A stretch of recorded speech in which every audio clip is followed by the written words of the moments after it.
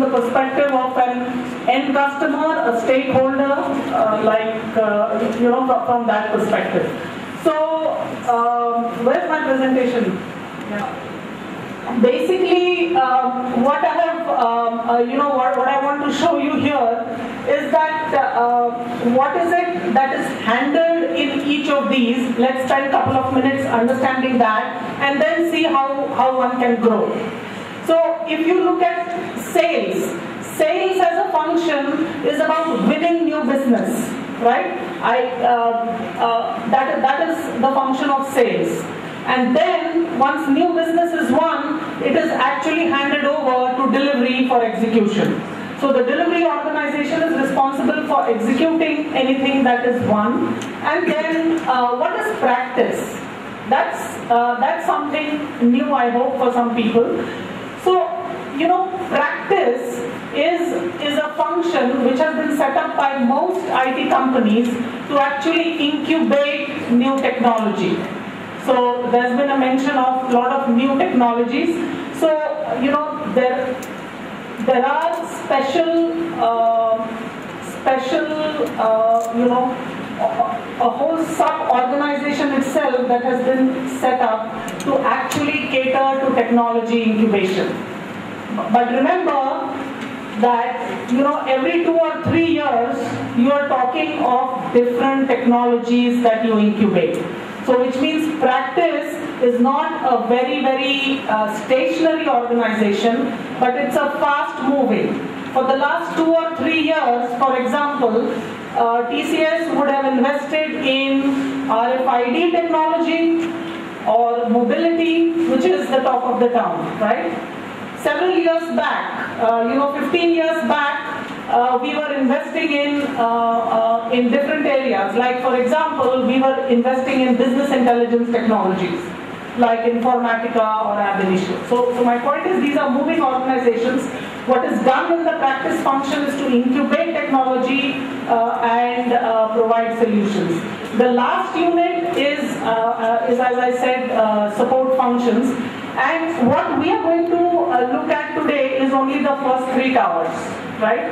And I want to mention to you that classically in the top companies, and I think it's the same, that there is a lot of, interchangeability of the roles.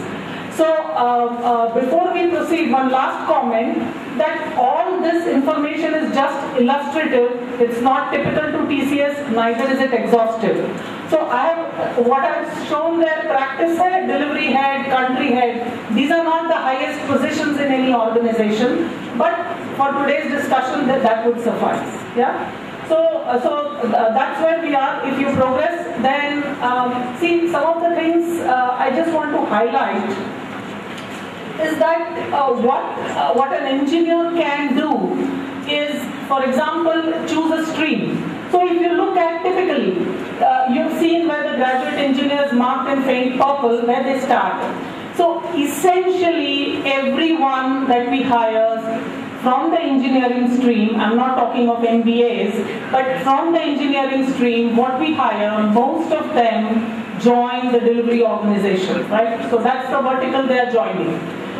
And then, basically, what they can do is, they can actually climb the ladder in the same delivery organization itself. And I will spend a little bit of more detail there. Starts is a software developer, right? That's the basic level. So they're primarily responsible for development and coding, for example. And then, as they progress, or they may be doing testing. So as they progress, then they are capable of analysis, meaning analysis of a requirement. And then, one level up, they become responsible for a part of the delivery. That's what I call module lead or tech lead. So it takes a while. From the time someone joins, it will take a few years before they can take responsibility of a certain module, right? And then after you are handling one module, then you start handling the whole project, for example, right? So then you become the project lead or the project manager. I think to that extent we understand that very well. So what happens after that? So you handle one project, how do you grow? So you handle one project, you are responsible for the deliveries, you are answerable to the customer for the SLAs, for the defects, for the correction, the causal analysis and all that, right? And then, this is typical again of IT services firms. In product companies, the nomenclature is slightly different. But then what's the next step? The organization, depending on your capability and your basically your skill, will ask you to take responsibility for a group of projects. So it's not one project, it's a group of projects. Someone may call it a group manager, you may be called as a group leader or something like that, or a senior project manager, whatever it is. So that's what the next layer is, the group manager. And then as you progress, then you will take on the responsibility of a delivery head. What it means, typically a person who is responsible for the delivery operations of a single customer, for example. I come from the background where we have customer relationships with thousands of people. So, this could be a person responsible for 200 to 500 people, that kind of a person. So there are multiple projects, multiple portfolios, that's what I mean, the delivery head. And essentially, you are responsible for the delivery operations. Now this was one thing, what I said. You can enrich and grow within that stream. The other option is that you can work across streams. Working across streams is very common in companies like TCS, and I'm sure it's there in some of the other top line companies. What do I mean cross? Some people, those who have a high technology, they have an inclination towards technology, they can specialize in the stream which is put as blue. So what do we mean that blue? Let's say you are working on a CRM technology, right? You are Salesforce.com probably. Salesforce is a customer relationship management technology, and you have developed skill in that because you are assigned to that project and you want to continue and enhance your ability on the technical side. So what the practice function is, that's where you take the blue stream. If you have that kind of an ability, solutioning ability, that's what we call it, then you go to a practice area, which means you could join the CRM practice and focus on Salesforce.com. So you're actually incubating solutions and helping other customers win the business or expand the business in Salesforce.com area. So the responsibility, that's what you can call as sub-practice lead. Why I call it practices, if you call CRM as a practice, it's a very, very large area with a number of tools. So you become a sub-practice lead, and then you could move on. What will be the next role? I mean, when you are a sub-practice lead, you are also a solution architect. When you move up, it's what we call as an enterprise architect. So they have the ability to provide solutions at an enterprise level. That's how it is. So this is just demonstrative, but the other thing which is interesting, and if you move to the next slide, you will see how we can work across streams. I have an example for you. This is very, very typical in TCS. So, and I can assure you it may be common in other companies as well. So this is what I have shown you. Somebody has gone up and taken the role of a project manager for a customer, is handling a large project, has developed a lot of understanding for the customer's requirements, and has the required ability and interest to move to a sales function. So sales, as we all understand, sales is about growing the business and of course booking and collecting the revenue that you have already won, right? So that's the sales function.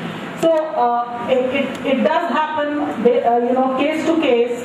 and depending on the ability and opportunity, as I said, associates transition to the sales function. So the starting level in a sales function is what is called as a business development manager and a business relationship manager. Just some terminologies as far as you are concerned, but this is the first. We may hire, we may have typical MBAs also who are groomed into this function, but usually there will be a mixed team. Pure MBAs without having worked hands-on any product or service line it's found very difficult in organizations like us that they are able to sell or they are able to actually visualize the solution and the customer's viewpoint. So that is why usually there will be a joint team. So that's the first level, BD and BRM, as I have shown in blue. I don't know, is it visible for people at the back? It's not, but I'm reading it aloud. You can follow. You come to the blue stream first layer, and then you move up the ladder. So sales functions are typically at locations which are alongside the customer. So he just mentioned, so a number of them will be in the US, Europe, all over, wherever the business comes from. So we will have more salespeople in the United States and a good number of them in Europe and things like that. A large chunk of the business is coming from the West. So that's what it is. And what happens in sales? Initially in sales, you are handling, one unit of a customer, which must account, right? And then there could be multiple BRMs if you have, multiple divisions. So for example, I work primarily for the capital markets industry. So we may have a BRM dedicated to the equities business line. We may have a BRM who works on Forex and fixed income and similarly like that. And then the next level up is basically someone who is also connecting with the more senior people in the hierarchy, and it's just a term I have coined there, associate head sales, because in large relationships usually that is the kind of thing it could be. But this is what I want to highlight. Ultimately, when we look at every customer, there is one person who is responsible for sales as well as delivery operations. We call that a client partner. So you could grow from that, you could grow into a client partner through the sales function as well. In principle, you could grow into it even from the delivery function. So this is just demonstrative I have shown. Alongside, I've just given you a glimpse, but the message I want to pass is that as you grow, growth cannot be taken for granted. Every 5 years or 7 years, you need to completely reinvent yourself. And while you need to be in touch with technology, but the connotation is completely different. At the client partners level, he's responsible for profit and loss, means even the margin that we make from that customer, is responsible basically for the overall business management, but primarily also for growth in that account. So we'll strategize and plan for the growth as well as for the delivery. And then, down below, just to give you an idea, that when you are talking of a BDM or associate sales head, then they are really responsible for managing the customers and, at the unit level, the sales and revenue growth. So that's how it is. The project manager, just to give you an idea, what is the project manager responsible for? Is responsible for delivery management, as I told you, SLA management, making sure that the delivery meets the target and things like that. Is responsible for the customer satisfaction which comes from these deliveries, as well as also managing people's expectations, their career planning, growth, etc. So this is just a thing. If we have some time, we can take 1 or 2 questions. I thought that might be useful. If we are okay, we can take 1 or 2 questions. In the war against competitive company, you go into the race of hiring the people, but not giving them either offer letter or keeping them on bench, and then students get frustrated, and then that's the. What do you think that should be the right approach? Thank you. Hiring experienced professionals vis-a-vis recruiting more, taking more trainee intake. Yeah, you are hiring more freshers, and we are more concerned about freshers. Now, freshers been hired by the company, they go through all the process, but they actually don't get the opportunity to work on it. They get delayed, they have to wait for like 6 months or a year or even also to get started. And that's the thing. You are asking a very difficult question, but you did get some of the answers.